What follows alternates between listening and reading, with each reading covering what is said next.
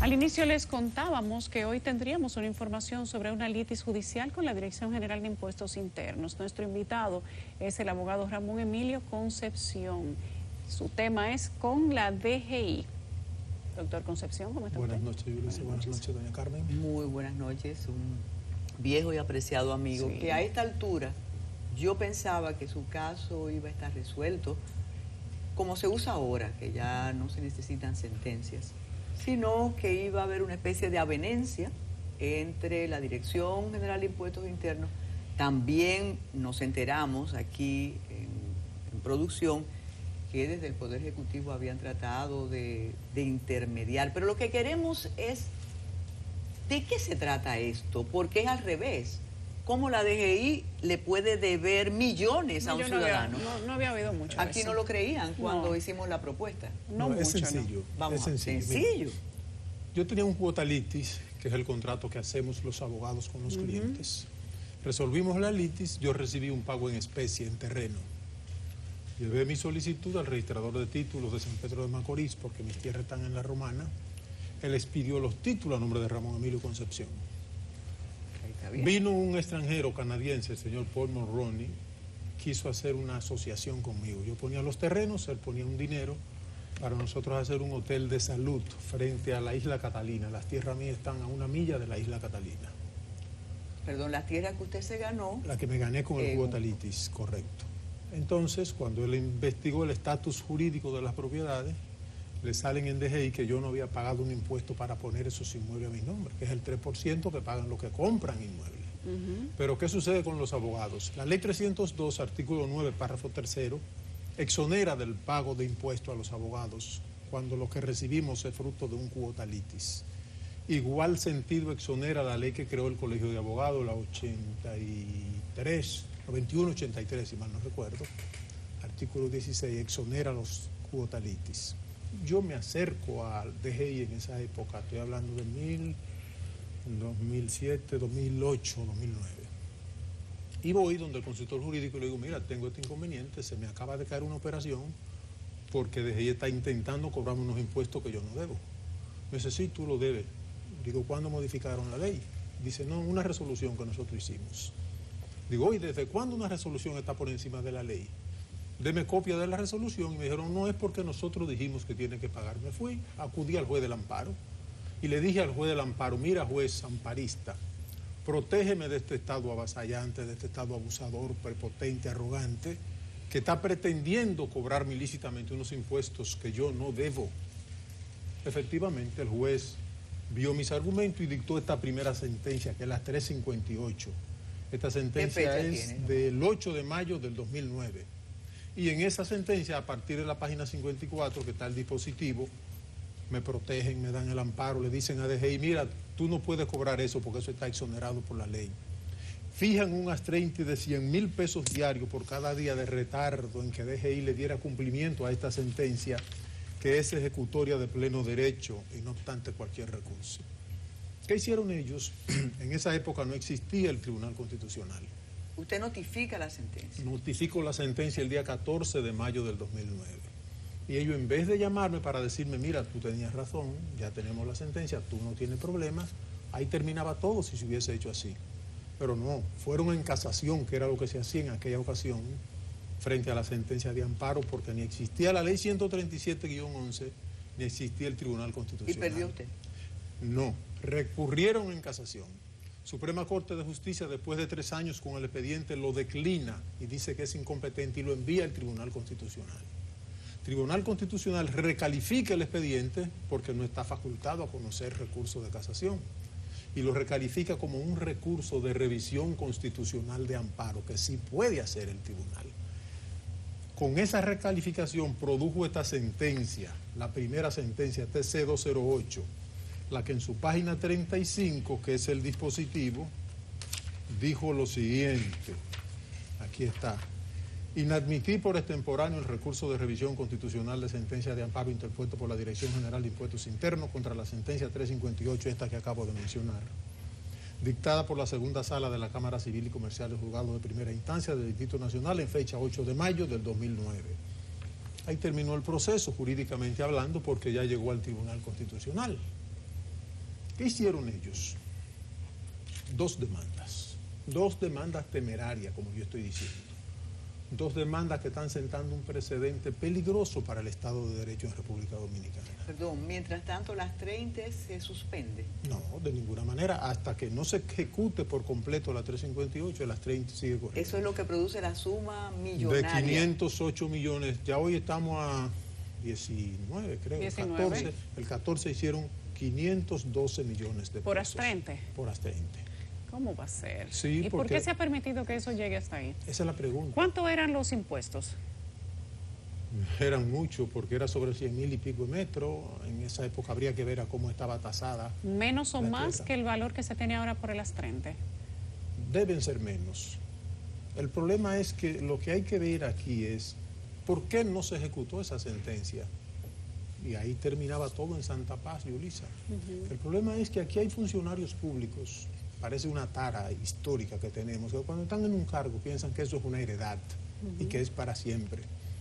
Están perdiendo de vista que aquí hay una nueva constitución que es muy amparista de los derechos fundamentales, pero también responsabiliza a los funcionarios públicos que cometen actos contrarios a la ley y con esas actuaciones ocasionan daños a terceros. Doctor, pero estas son sus autoridades, porque es una persona comprometida con esta administración. Pero esto viene de 2009, doña Carmen. Por eso yo voy donde mi presidente y le digo, presidente, mire, yo tengo esto, a mí se me cayó un negocio que pude perfectamente demandar en daño y perjuicio, porque era un negocio jugosísimo, era para traer los viejitos canadienses todos los años durante 6 meses al país, con ese invierno crudo que tienen ellos, y era un negocio garantizado.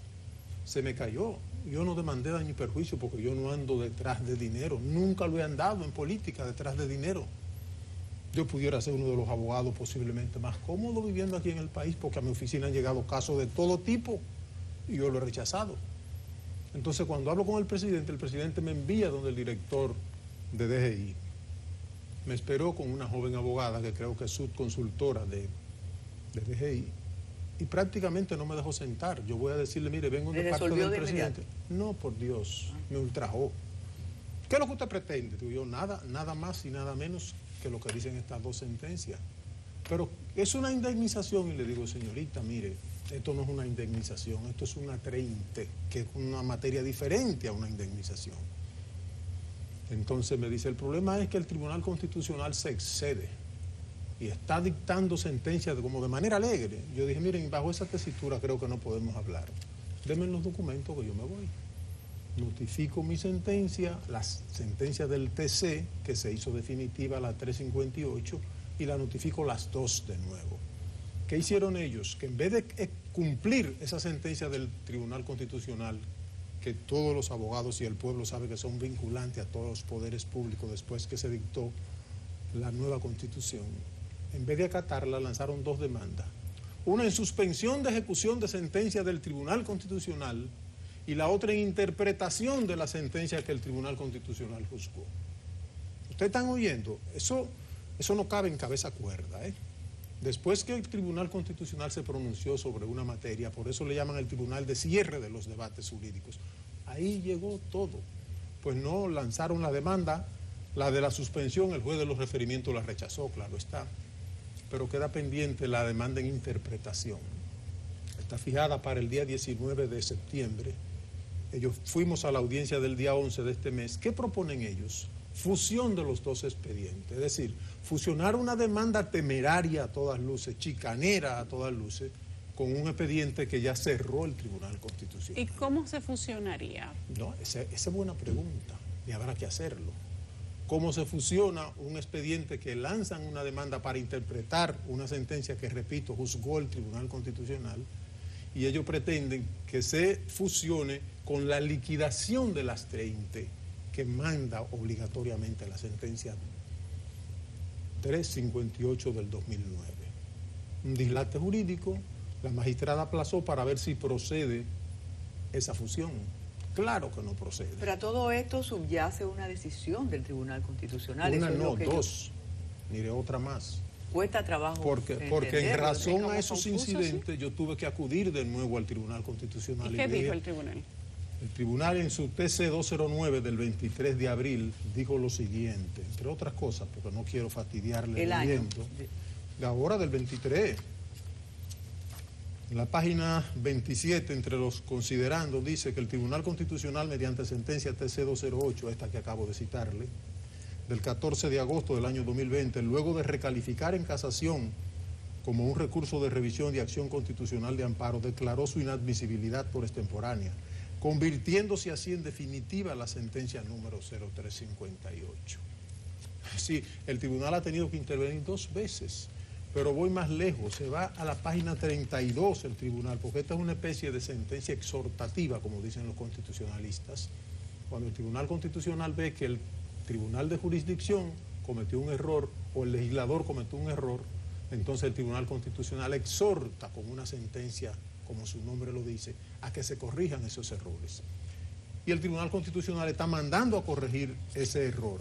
Y en otra parte dice aquí, porque hubo un juez interino que sobreseyó la liquidación de las 30 hasta que se revise la sentencia que ellos están pidiendo, una interpretación y adquiera autoridad de la cosa irrevocablemente juzgada. Entonces el tribunal dice, desde el punto de vista jurídico resulta incorrecto que el juez sobreseyera la petición de liquidación de AS30 y sobre la base de la necesidad de que otro tribunal distinto a la propia segunda sala de la Cámara Civil y Comercial del Juzgado de Primera Instancia del Distrito Nacional interpretara un fallo que le correspondía interpretar a ella misma, en caso de que hubiese sido posible, porque la interpretación ellos la están haciendo, Yulisa y doña Carmen, por suerte están sentadas y no se van a caer, 14 años después que ellos recurrieron a la sentencia. Una interpretación 14 años después que ellos habían recurrido a la decisión.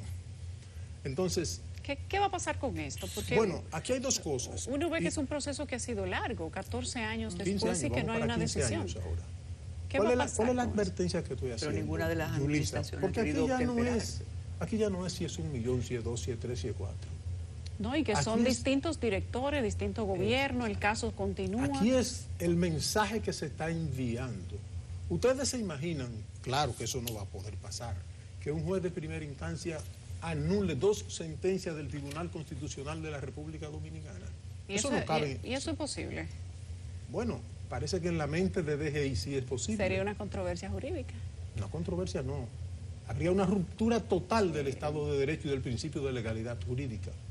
¿Por qué decía Montesquieu, su famosa obra Espíritu de las Leyes, que cuando el poder judicial es colonizado por el poder político, amenaza a la democracia? Y decía, la democracia, que es la última ratio de los derechos fundamentales de los ciudadanos, ya no existiría si se rompe precisamente el principio de legalidad y el Estado de Derecho.